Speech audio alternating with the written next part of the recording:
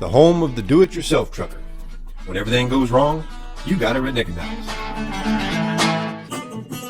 Well, hey, what's going on, everybody? Hey, this is Ed with Redneckanize Radio coming back at you.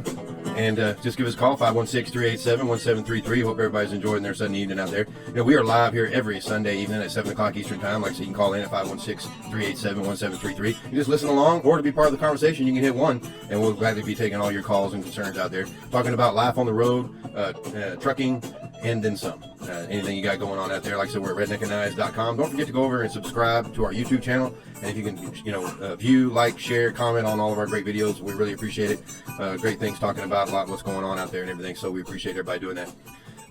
So we're going to continue along. Earlier we were talking about there was a driver that has been missing for several weeks, and we hope everything's going all right with this guy. It seems like he hasn't been answering his cell phone, and it says that the driver went missing like earlier this month, and they still haven't found him. And he was reported missing by his wife on June 8th, and nobody has still been able to find this guy. If you got any information, contact the Rutherford County Sheriff's Office in Rutherford County, Tennessee. Rutherford County Sheriff's Office, Detective Ryan Huggins at 615-904-3032. And everybody's kind of put out articles here in the last 3 or 4 days trying to get the word out about this driver that went missing, and nobody's been able to get a hold of him. I hope everything's okay. I hope he's just not avoiding his wife or everything like that.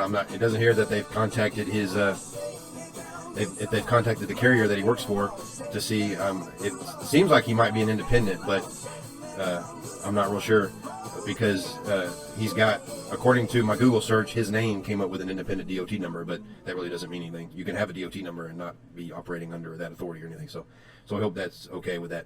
And we also were talking about the driver shortage again, because there was a carrier talking about things going on and all that. So we hope that everything's going all right with that. So let's dive more into that, because what they were talking about is they were talking about how they were trying to create fixes to the system where they were flying drivers into an area where they needed drivers and then sending them home after the job was done and paying them to be in a hotel in that area for a while.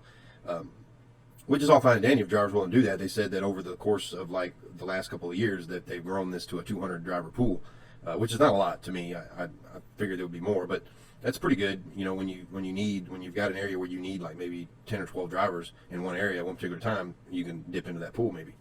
But we were diving all different types of things. They were talking about age restriction being a factor. They were talking about the clearinghouse for the drug testing, how that was a factor. It knocked out like 60,000 drivers. Still hasn't come back from being knocked out of the system on that. But it says here that it says companies are beginning to change what they're doing to attract more drivers. And it says to combat the shortage, trucking companies and recruiters are trying to range of tactics, including increasing pay and sign-on bonuses. But even though private fleet drivers have seen their pay rise in 2020 to an average of more than $86,000 a year from $73,000, a gain of nearly 18% since 2014, it's clearly not just pay issues, which means the industry has to find additional ways to attract drivers, Castillo said. And I'll tell you what, the pay's gone up a lot. In fact, the carrier I work for, one of the biggest raises that we've got since I've been working here was this last year. Usually it's right around, between what was it, like 6 or 8%, I think it was, and now it's jumped up to like 12%, which it kind of keeps up with inflation is what it does. And so what we've seen out there is when the prices go up, your pay usually goes up, and so you don't really see any kind of significant pay increase. You're just, that money that you're getting paid extra goes into paying for more expensive stuff is what it's doing. But we've seen this all, truck drivers know. The driving sign-on bonuses have been a part of the industry for, over a decade at least, maybe even more. They were paying $2,500, now they're paying like $8,000 sign-on bonus paid over the course of years. They have a big article in the little trucking magazines that says sign-on bonus is $10,000, and it says paid over the course of 5 years, and you get paid like $500 every 3 months, extra for the next 5 years, which totals $10,000. It's stuff like that. So that's always been the case, being paid, and there's always strings attached to these sign-on bonuses where you get paid half of it at the beginning, and then half like maybe either 3 months to a year more after that. And even the referrals, drivers get paid referrals all the time, where if you bring in somebody, then they'll pay you, so that kind of like that. And it says But then it says more things like vacation and benefits is more of a thing now. It says centerline drivers is stressing benefits such as more control over their work decisions, the ability to be home on weekends as drivers gain experience in the industry stability, Keller said. Recruiters also seek to match skills, shifts, equipment, preferences, and lifestyle to current open positions. Many offer local routes with reliable and steady hours as well as competitive pay, he said. And I agree with that too. I mean, drivers go work for carriers because they drive a certain truck, you're guaranteed to haul a certain amount of freight or a certain kind of freight, things like that. It says sometimes it will mean paying drivers a little more or being more flexible with time on and off, but it will help eliminate potential operational interruptions. And yeah, I mean, you see some of the better carriers is that they give the drivers a little bit more control on when they can get time off, or when there's working weekends or nights or stuff like that. There's always carriers that succeed are telling the drivers, listen, do the job that we tell you to do. If you need time off, we'll give you time off. When you say you're going to be here, you need to be here. Stuff like that. I think the problem, like a lot of people will tell you, a lot of truck drivers will tell you, truck drivers shoot themselves in the foot all the time when they, either you don't show up when you say you're going to show up, or you don't deliver freight on time when you're told to deliver freight on time, or you don't communicate when an issue happens or whatever. Things like that get your bridges burnt pretty quick. So even as independents or owner operators, you can lose customers like that because you don't communicate, or do something you say you're going to do. It says recruiters may also widen their pool of potential applicants. CFR Rinkins, an international shipper based out of Paramount, California, that specializes in vehicle transportation, is trying to attract a wider segment of drivers, including military veterans, women, and younger drivers, said Joseph Garanda, director of commercial relations. So we post ads on job boards that use social media competitive benefit packages to target those drivers. Says Lauren Gass, the director of marketing and communications at the Truck Driver Institute, a truck driving company with 11 campuses across the U.S., said companies are trying to attract more female truck drivers, and the initial signs are positive. And yeah, I've been in the business over 20 years, and I don't see that there's ever been an issue that they weren't recruiting female drivers. Now, I would think that being a woman driver is just like anything else. It depends on the person.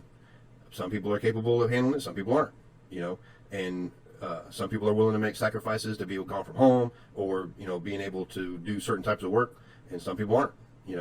I tell you what, in my experience, the person that is like the least favorable of being able to do a job is just a person in bad health that's either out of shape and unable to get in and out of the truck when necessary, or be able to perform minor maintenance on vehicles or trailers or whatever, or be able just to sustain being out on the road for a long period of time. If you're in bad health or in bad physical shape to where being sleeping in a truck going down the road for hours at a time and weeks on end is bad for you, because you're unable to just get comfortable, and that you gotta be able to adjust to that. So to me, that factor is, it's health.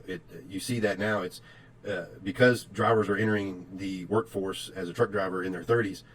If they're in poor health, it's harder for them. And I think that's a big reason that you get a lot of people that fall out, is because they get into bad health. You got to pass a physical. Even though you pass a physical, they're still demanding things that you might not be able to do. And to me, that you got requirements for not screwing up, and then of course you got requirements of being able to sustain and being out there and gone for a long time, whether or not be like sacrifices on being without family or loved ones, or them being able to take care of each other at home while you're gone, and of course it's also about you being able to live out on the road, because it's hard. It ain't easy, and it's like, are you okay with having to you try to prepare your food and you try to eat better, but then again sometimes you get into a spot where you can't? And are you the kind of person that has to stay on the wagon in order to, it's like if you get into somewhere where the only thing to eat is a Big Mac at McDonald's, and as soon as you do that, you fall off the wagon, and next thing you know, you're eating nothing but double cheeseburgers for the next 2 weeks. So it's you got to be able to adjust to that. Like, okay, eat this, and then go back. As soon as I get to the store, I'm going to stock up on groceries again, because you'll get to a situation where you run out. And I've been there, done that. It's a crazy world. This article here went long and long, and they even got like protecting the industry and serving customers. He says some analysts say that over the long term, truck drivers will be less critical as driverless vehicles emerge to travel the highways, but all agree that it will take a while. Research shows that over the next 10 years, the trucking industry will have to hire around 1.1 million new drivers, or nearly 110,000 per year, to keep up with the demand, Costello said. He added that currently 71% of all the goods are delivered by truck in the U.S. And that's, I mean, it's not just that stuff goes to the store. I always talk about how it's paper. Let's just say, like let's say toilet paper. You need toilet paper. Toilet paper is important, okay? If you didn't know already, the softer toilet paper cannot be made from recycled paper. It has to be made from fresh pulp. So it has to be the trees cut down out in the forest. And a lot of that is in the southeastern United States or the northwestern United States. That's a big forest area, is the northwest United States and the southeast. A lot of forestry going on in those areas. So not only do you need truckers to get toilet paper to the store, but you need truck drivers to haul logs from the forest farms to the mills to create the pulp and to create, and then you need truck drivers to take the pulp and take it to the factory and turn it into paper. Then you need truck drivers to take those huge rolls of paper over to the factory to turn those into tissue paper. And a lot of these places, they have it all in one, where you can start at one end of the plant and it be logs coming in off the river, or being stored in an area where truck drivers have taken them straight off of trains or whatever. And then the whole process is all in one area. But there's still where they need drivers working in that area, whether it be yard goats or day cabs, to take it from one point in the plant to the other. But then you have to take them and load them in on the trailers and move them to the yards. And I don't know if anybody's been out there in the middle of nowhere in Alabama, middle of nowhere in Florida or in Georgia. There's big paper mills out there where you go in there and you pick up paper, and it might be paper towels or toilet paper, and it's huge, massive amounts. And the funny thing is remember when we hit that toilet paper shortage, I could just think of how busy those mills were when they they probably shut down because of COVID, and then when they started back up. I mean, it's just a lot of paper. A lot of paper comes out of those places all the time. What is it? Is it Pineville, Louisiana? I think is one of the places that has a lot of paper coming out of there. Man, it's massive amounts. And just think of how far they were behind when they shut down, because those places run 24/7. They don't shut down. So when a place like that shuts down, unprepared like that, and for days on end, man, you're talking about a lot of lost product not coming out off the line. So it was a big deal.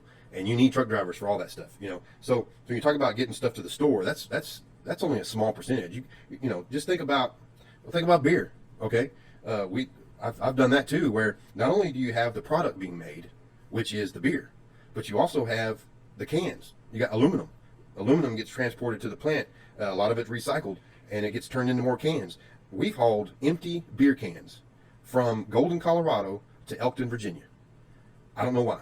They don't make the cans for the Coors or whatever in Elkton, Virginia. They transport them from Golden, Colorado. Okay, there's bottles. Take about glass bottles, whatever you want. They make them somewhere. They got to take them to the place where they make the beer. All the products that are being like farmed or factoried or produced to make the beer all have to be on their little trips to go to certain places to be turned into that product, so that they can be taken to the brewery to where they can be used to make the beer. You're talking about, you know, it might be packaging, it might be something other, you know, whatever. Just any kind of product you think about it, it's probably been that particular product, whatever it is. If you're holding something in your hand right now off the kitchen cupboard, that can had to be made. The label had to be made and been taken to the factory to be put together. The stuff in that can, everything had to be made, and chances are that every little product was on a truck probably 3 different times, you know, and it's just massive. And you're talking about a different driver each time. So it's a huge amount. 71%, I think that's low. I think it's a lot more than that. So as far as needing drivers, yeah, even with the driverless, I don't think you can, because of the way the roads are, I don't think you're going to be able to control stuff like that with driverless trucks. I can see driverless trucks between like San Antonio and El Paso, or between Las Cruces, New Mexico, and Tucson, Arizona. I can see driverless trucks, but not in the big cities where there's construction and lane changes and all that stuff. I don't see driverless trucks doing that anytime soon at all. Probably within the next 30 years, in my opinion. If you find me a truck that has artificial intelligence that can navigate itself from Dallas to Laredo, yeah, good luck with that. Okay, because truck drivers can't even do it. So, you know, oh man. But yeah, that was something else. We're also going to dive into a Supreme Court, the California law. They were trying.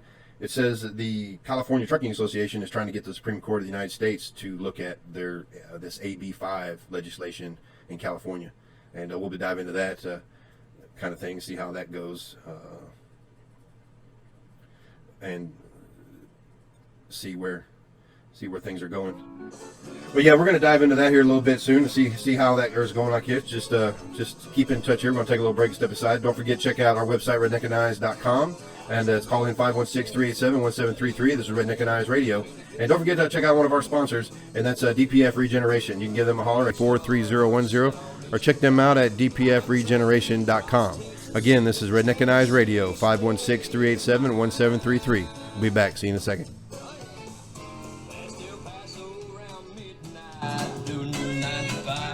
When those Texas bears are sleeping, these old horses come alive. Ain't gonna sit on this sweet, sweet water